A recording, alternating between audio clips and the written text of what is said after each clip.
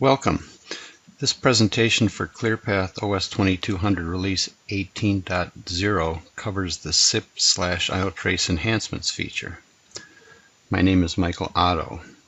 This presentation is intended for site administrators and system architects. The presentation will cover the background and purpose of the SIP/IOTRACE Enhancements feature. SIP collects vendor and Unisys service times for each IO request. As an example, this capability can identify if an increase in IO response time is related to or associated with vendor or Unisys changes. Current SIP IO timing is collected in 200 microsecond increments, which is too large for today's IO devices. Cache hits for small block IOs can be serviced in approximately 200 microseconds. A small decrease in IO service time will result in reported IO service times of 0. We have new IOP timing statistics. All IOP statistics are returned in nanoseconds.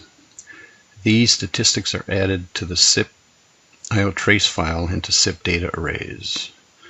The first is IOP device time. This is the time it takes the device to complete the request.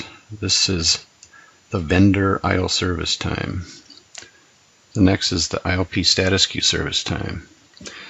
An IO is completed within the IOP, so the request needs to be placed on the status queue for exec completion processing.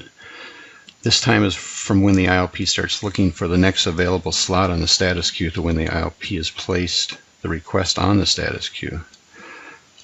This time interval is generally small unless the exec is backed up processing IO completions. And the final is IOP service time. This is the total IO processing time. This time is from when the request is taken off the initiation queue to when the completed request is placed on the status queue.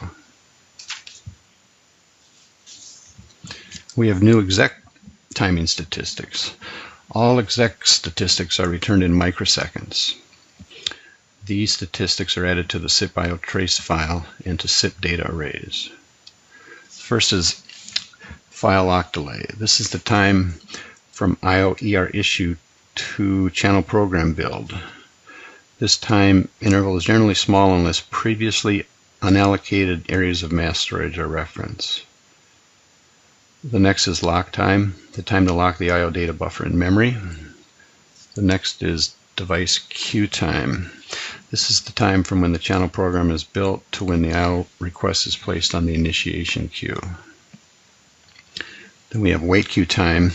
If the initiation queue is full, this is the time waiting for initiation queue placement. This would be non-zero if the IOP cannot keep up with IO requests. The next is exec service time. This is the time from when the IO request is placed on the initiation queue to when the completed IO request is taken off the status queue. Next is IO distribution time. This is the time from when the IO request is detected on the status queue to the start of IO completion processing. The next is completion processing time. This is the time from when the IO request is detected on the status queue to IO completion.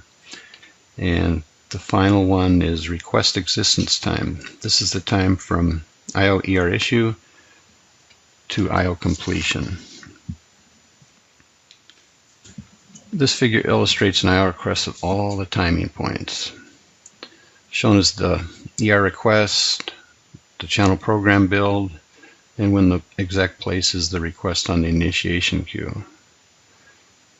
Here the IOP finds it on the initiation queue, performs the IO, and places it on the status queue. The exec then detects the completed IO request on the status queue and finishes processing the IO request. Retrieval of the new timing data in the SIP data arrays is via ER to sysval$.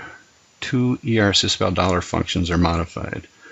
The first is SIP data retrieval, and the next is retrieve system table block. The function SIP data retrieval returns the new data fields added to the IOP and unit arrays via subfunctions specifying which array to return. The function retrieve system table block contains the name and locations of the new data fields. These allow the user to locate the data fields in each of the SIP data arrays. The file sys$IODAT file contains the collected SIP IOTRACE data. This feature appends new IOTRACE data to the end of each record in that file. The SIP IOTRACE entry version number is set to 6, indicating the new format of the data record. TeamQuest par level 10 or 1 must be used to process the new timing statistics. Thank you for your time. This concludes my presentation. Unisys offers a comprehensive set of ClearPath Forward services to enrich the value of your ClearPath Forward applications, data, and systems. Please contact your Unisys representative for more information.